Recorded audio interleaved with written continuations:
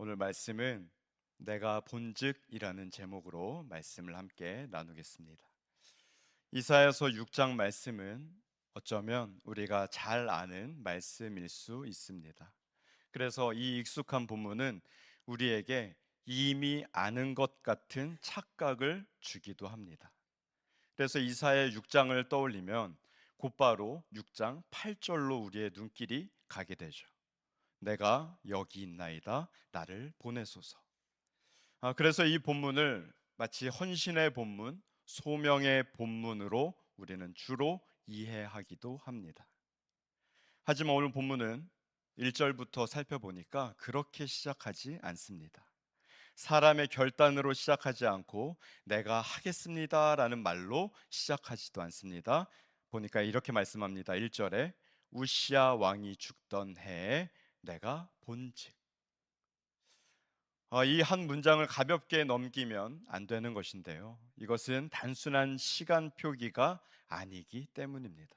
이것은 한 시대의 균열이 시작되는 중요한 지점을 보여주고 있습니다. 본문에 등장하는 우시아는 이스라엘 역사 중에 있던 한 명의 왕 정도가 아니었습니다. 우시아는 유다 역사에서 매우 상징적인 왕이었습니다. 왜냐하면 그는 52년 동안 통치했습니다. 몇 년이요? 52년. 우리나라로 치면 대통령이 몇 번 바뀔까요? 11번 바뀌죠. 11번 바뀔 동안 통치했습니다. 한 세대가 태어나 자라고 장성하여 또 다른 세대를 낳을 만큼 긴 기간 동안 통치했습니다. 이 시간 동안 백성들은 왕의 존재에 익숙해졌죠.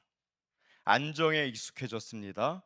그래도 우시야 왕이 있으니까 괜찮다라는 심리가 아마도 그들 마음에 자리 잡았을 수도 있습니다.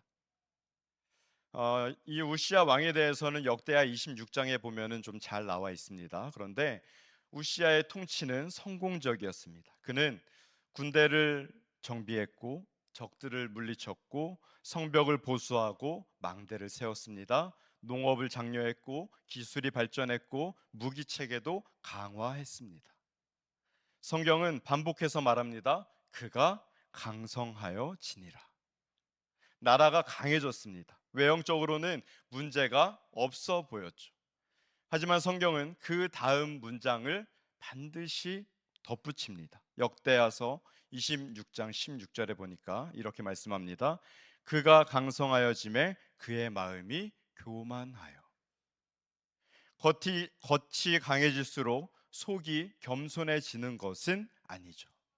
오히려 강해질수록 안정될수록 인간은 경계를 잃기 쉬워집니다. 우시아는 왕이었습니다. 왕은 나라를 다스릴 권한이 있었죠. 하지만 성전에서 분향하는 일은 제사장의 몫이었습니다. 하나님은 직분을 구분하셨죠. 그런데 우시아는 그 경계를 넘었고 제사장들이 막았지만 그는 물러서지 않았습니다. 나라의 강성함이 그에게 잘못된 확신을 만들어 주었던 것이죠. 그 순간 우시아에게 어떤 일이 일어나나요? 그의 이마에 나병이 생깁니다. 그는 즉시 성전에서 쫓겨나고 남은 생을 격리된 채 보냅니다.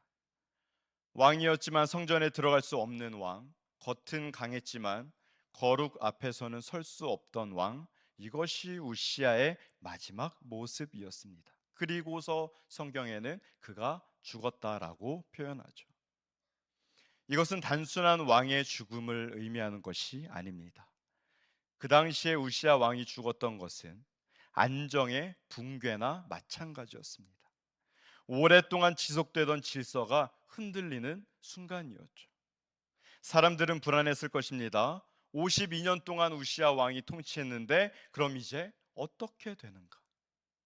인간이 의지하던 그 어떤 구조가 무너질 때 그때야 비로소 우리가 무엇을 의지하고 있었는지가 분명하게 드러나는 것이죠. 이런 일이 일어났을 그때 바로 그 해에 이사야 선지자는 말합니다. 내가 본즉. 그는 왕의 죽음을 본 것이 아니라 무엇을 보았는가? 오늘 본문에 보니까 하늘 보좌를 보았습니다. 그는 땅의 흔들림을 본 것이 아니라 하늘의 견고함을 보았습니다. 주께서 높이 들린 보좌에 앉으셨는데, 우시아는 죽었지만 보좌는 비어 있지 않았고, 인간의 왕권은 끝났지만 하나님의 통치는 끝나지 않았습니다. 이사야가 환상을 보는데 그 보좌에 앉으신 분의 옷자락이 성전에 가득합니다. 하나님의 임재가 공간을 압도합니다. 스랍들이 그 위에 서 있습니다. 6날개로 얼굴을 가리고 6날개로 발을 가리고 6날개로 날아다닙니다. 가장 거룩한 존재들조차 하나님의 거룩 앞에서 자신을 가리는 장면을 보여주죠. 그리고 그들이 외칩니다. 거룩하다, 거룩하다, 거룩하다, 만군의 여호와여. 하나님은 사랑이시고 자비로우시지만 이 장면에서 강조되는 것은 거룩을 의미합니다. 거룩은 하나님을 다른 어떤 존재와도 구별되심을 나타내고 있죠. 여러분, 거룩은 하나님을 인간의 개념 안에 가두지 못하게 합니다. 그 음성에 문지방이 흔들리고 성전이 진동하고 연기가 가득합니다. 이 장면에서 우리는 한 가지 질문해 볼 수 있습니다. 왜 하나님은 이때 이사야 선지자에게 자신의 영광을 이렇게 보여주셨는가? 여러분, 이사야서 6장을 읽어 내려가시면서 그런 생각 안 해보셨습니까? 왜 하나님은 이때 이사야 선지자에게 이 환상을 보여주셨는가? 우시아가 죽었고 유다의 마지막 안정이라고 여겨진 때가 무너졌습니다. 이제 언약 백성은 본격적인 심판의 시대로 들어갑니다. 그런데 바로 그 심판의 한 가운데서 하나님이 한 선지자를 부르십니다. 언약 백성을 버리지 않으시는 하나님이 선지자를 정결케 하여서 그 백성에게 보내시려는 모습이죠. 이게 중요합니다. 이사야 선지자를 정결케 하시려는 것이다. 우리는 이사야가 감격하면서 하나님 앞에 엎드려서 하나님을 경배할 것이라고 생각하기도 합니다. 아니면 이사야가 즉시 하나님 그렇습니다, 나를 보내주시옵소서라고 말할 것이라고 예상하지만, 오늘 본문에 보니까 이사야 선지자의 첫 반응은 이것입니다. 화로다 나여 망하게 되었도다. 여러분, 좀 이상하지 않으십니까? 하나님께서 이사야 선지자를 정결케 하시는데 이사야 선지자의 반응이 화로다 나여 망하게 되었도다. 이사야는 이때 선지자가 된 것이 아니라 이미 선지자였습니다. 이미 말씀을 전하던 사람이었고 이미 백성의 죄를 지적하던 사람이었습니다. 이사야서 1장부터 5장까지는 그는 6번이나 화 있을진저라고 외쳤습니다. 1장에 보니까 이렇게 말합니다. 월삭과 정한 절기를 싫어하나니 그것이 내게 무거운 짐이라. 2장에는 그는 교만한 자를 책망하고, 3장에서는 그는 사회적 불의를 폭로하고, 5장에서 연달아서 화 있을진저를 외칩니다. 탐욕하는 자, 술 취하는 자, 악을 선이라 하는 자, 스스로 지혜롭다 하는 자, 이사야는 바깥을 향해 말하고 있었습니다. 그는 백성의 죄를 지적하던 사람이었습니다. 그런데 거룩을 본 직후에 그는 갑자기 방향을 바꿉니다. 무엇으로요? 화 있을진저에서 화로다 나여. 어디에서 어디로요? 화 있을진저에서 화로다 나여. 빛이 강해지자 타인의 죄보다 자신의 죄가 더 또렷해졌습니다. 이 지점이 매우 중요한데요. 1장부터 5장까지 이사야는 옳은 말을 하고 있었습니다. 그러나 6장의 이사야는 되려 자신을 보고 있죠. 거룩이 가까이 오기 전에는 남의 죄가 선명했습니다. 그러나 거룩이 가까이 온 후에는 자기 죄가 선명해진 것을 알 수 있습니다. 우리가 생각해 볼 것은, 여러분, 이사야가 1장부터 5장까지는 그렇지 않다가 6장에 와서 갑자기 타락했습니까? 그렇지 않죠. 이사야는 하나님의 거룩을 마주하고 더 깊이 자신의 모습을 보게 된 것입니다. 거룩 앞에서 자기의 의가 무너지고 하나님의 은혜가 없이는 설 수 없는 자임을 인정하게 되는 바로 그 자리에 서게 된 것이죠. 그것이 거룩을 마주하는 자리입니다. 그리고 믿음이 한 단계 성숙되어지는 자리이죠. 여러분, 우리는 빛이 가까이 오면 훨씬 더 많은 먼지를 발견합니다. 어두운 방에서는 먼지가 그렇게 많은지를 잘 모릅니다. 하지만 커튼을 열어젖히고 햇빛이 쨍하게 들어올 때 여러분 한번 보셨습니까? 먼지가 있던가요? 많이 있던가요? 엄청 많이 있죠. 야, 우리가 이런 데서 살고 있었나 싶을 정도로 먼지가 가득한 느낌이 있습니다. 그 먼지가 여러분 갑자기 생겨난 것인가요? 그렇지 않죠. 빛이 강해졌기 때문에 그곳에 있던 먼지가 발견된 것입니다. 여러분에게 설명을 쉽게 하려는 하나의 비유가 아니라 말씀드리고 싶은 것은 이것이 영적 현실이라는 것이죠. 하나님이 멀리 계실 때는 우리의 죄도 흐릿하게 보입니다. 그런데 하나님을 개념으로만 알 때에는 우리 자신도 괜찮아 보입니다. 그런데 하나님이 가까이 오시면, 하나님의 거룩이 임재하시면 우리의 실체가 낱낱이 보이는 것입니다.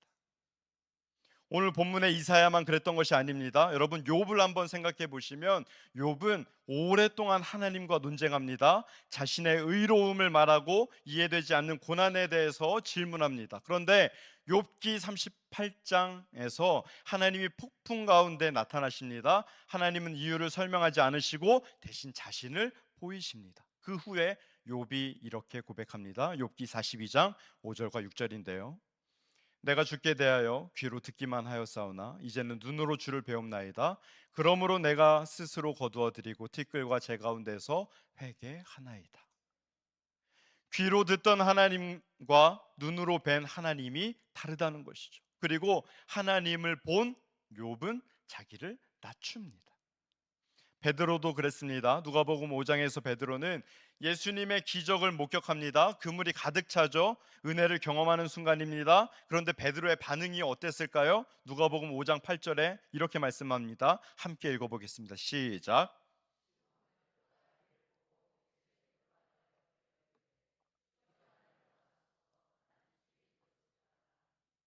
아멘. 주여 나를 떠나소서, 나는 죄인이로소이다. 은혜를 경험했는데 자기 죄를 더 깊이 본 것입니다. 이것이 빛이 가까이 왔을 때 일어나는 일입니다. 성경에 보니까 다니엘도 요한도 마찬가지였습니다. 하나님의 영광을 보자 그들은 쓰러졌습니다. 이것은 개인의 특별한 체험이 아니라 성경 전체가 말하고 있는 이야기입니다. 그런데 바로 여기에서 우리는 하나님의 의도를 엿볼 수 있습니다. 하나님은 왜 이사야에게 거룩을 보이셨을까요? 그를 낙심시키려는 것이 아니라 그를 회복시키기 위함이었습니다. 거룩은 사람을 과장되게 만들지 않고 솔직하게 만듭니다. 우리가 얼마나 부족한지를 보게 하는 것은 우리를 무너뜨리게 하기 위함이 아니라 우리가 은혜를 받을 준비를 시키기 위함이라는 것이죠. 우리는 종종 이렇게 생각합니다. 나의 영성이 깊어지면 어떤 자신감이 생겨날 것이다. 신앙이 자라나면 나의 믿음에도 흔들림이 줄어들 것이다. 하나님과 가까워질수록 나는 더 단단해질 것이다. 기도가 깊어지면 확신이 강해질 것이다. 여러분, 정말 그런가요? 그런데 성경은 뭐라고 말씀할까요? 정반대의 장면을 보여줍니다. 하나님을 더 깊이 본 사람은 나에 대한 확신이 점점 커지는 것이 아니라 자신을 더 정확히 바라볼 수 있도록 합니다. 이것이 영적 성숙의 역설이죠. 우리는 성숙을 마치 완성처럼 생각합니다. 점점 더 나아지고 점점 더 흠이 없어지고 점점 더 강해지는 것. 그러나 성경이 말하는 성숙은 조금 모양이 다르죠. 성경이 말하는 성숙은 자기의 의를 내려놓는 것입니다. 여러분 혹시 요즘에 회개할 것이 좀 많아지셨습니까? 여러분 방금 제가 드린 이 질문을 잘 기억하셔야 합니다. 예전에는 별 생각 없이 했던 나의 그 말들이 이제는 양심에 좀 걸리고, 누군가에게 했던 작은 행동이 자꾸 마음에 걸려서 후회되고, 화내지 말아야지 했던 순간들이 더 잦아지고, 여러분 이런 모습들 누구의 이야기를 하는 걸까요? 여기 서 있는 저의 이야기입니다. 여러분 이런 생각이 들 때, 이런 마음들이 들 때 우리는 좀 혼란스러울 수 있습니다. 내가 뭔가 믿음이 약해졌나? 내 믿음이 점점 퇴보하는 건가? 나의 신앙이 조금 약해지고 있는 것인가? 이런 생각을 하기도 하죠. 그래서 무엇을 하는가? 더 열심히 하려고 합니다. 더 많이 기도하려고 하고, 더 많이 봉사도 하려고 하고, 더 흠없이 살려고 부단히 애씁니다. 그러면 제가 한번 여러분께 여쭙겠습니다. 그렇게 하면 해결되던가요? 그렇게 하면 다 제가 방금 말했던 것들 다 해결됩니까? 해결을 하지 못합니다. 해결이 안 되죠. 왜냐하면 문제는 우리가 부족해졌다는 것이 아니라 하나님의 영광의 빛이 우리에게 가까이 왔기 때문입니다. 하나님이 멀리 계실 때는 우리는 비교적 신앙생활에서 편안함을 느낍니다. 하나님을 개념으로 알고 교리로 이해하고 지식으로 정리할 때는 나 스스로를 유지할 수 있는데, 하나님이 가까이 오시면 우리는 스스로를 유지하기가 굉장히 어렵습니다. 여러분 하나님의 거룩은 우리로 하여금 회복의 자리로 나아가게 한다는 것을 꼭 기억하시길 바랍니다. 더 이상 자기 환상을 유지할 수 없게 하십니다. 더 이상 나는 괜찮다라는 착각으로 나 자신을 포장할 수 없게 되는 것입니다. 더 이상 남의 죄를 보면서 안도하지 않는 그 상태를 의미하죠. 본문에서 이사야는 말합니다. 5절에 보니까 이렇게 표현하죠. 나는 입술이 부정한 사람이요. 여러분 왜 하필 입술이었을까요? 그는 선지자였고 입으로 말을 하던 사람이었습니다. 하나님의 말씀을 전하던 사람이었습니다. 그런데 거룩을 본 직후에 그는 자신의 입술을 문제 삼습니다. 자기가 가장 자신 있던 부분, 자기가 가장 하나님께 쓰임 받던 부분, 자기가 가장 옳다고 생각했던 부분이 갑자기 부정하게 보인 것입니다. 이것은 단순한 도덕적 자책을 의미하지 않습니다. 거룩과 나 사이의 간격이 보인 것입니다. 이사야는 갑자기 깨닫죠. 나는 하나님의 말씀을 전했지만 나 자신은 그 거룩 앞에 설 수 없는 사람이구나. 여기서 중요한 것은 이사야가 어떤 잘못을 했다거나 거짓말을 했다거나 불순한 동기로 말했다는 뜻이 아니라, 그는 진실을 말했고 하나님의 말씀을 전했습니다. 하지만 하나님의 그 거룩 앞에 서자 자신의 모든 옳은 말도 충분하지가 않았습니다. 거룩 앞에서는 옳은 말을 한 것만으로는 충분하지 않았습니다. 그 거룩 앞에서는 하나님의 말씀을 전하던 선지자도 무너졌습니다. 저와 여러분은 어떻습니까? 거룩 앞에서 무너지는 삶의 연속이십니까? 아니면 거룩과는 큰 상관없이 평범하게 살아가는 삶의 연속이십니까? 우리의 죄됨은 날마다 그 거룩 앞에 무너지고 말씀으로 다시 일어나야 하는 줄 믿습니다.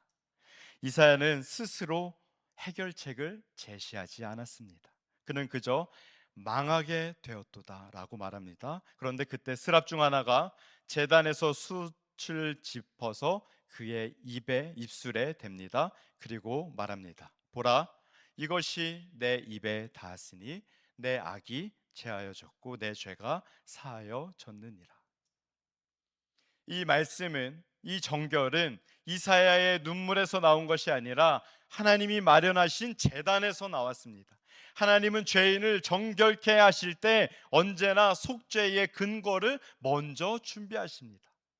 신약에서는 그 완전한 속죄에 대해서 이렇게 말씀합니다. 히브리서 10장 14절 말씀 한번 읽어보겠습니다. 시작.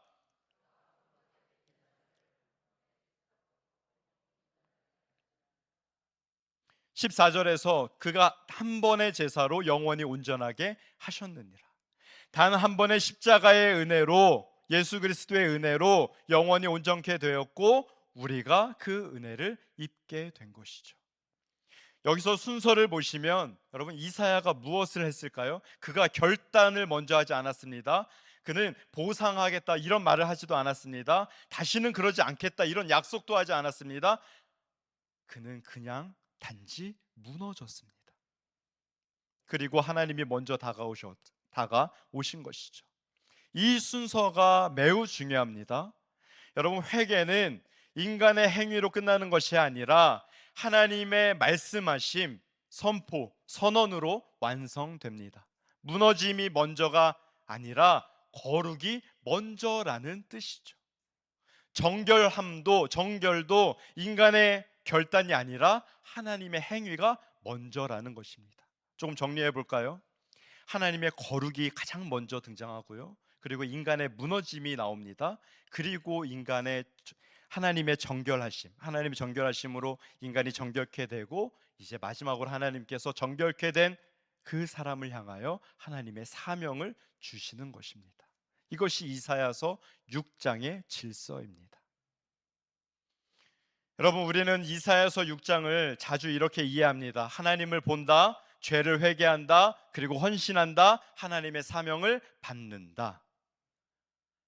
하지만 본문의 실제 순서는 조금 모양이 다릅니다. 하나님이 보이신다, 인간이 무너진다, 하나님이 정결케 하신다, 그 다음에 사명이 주어진다.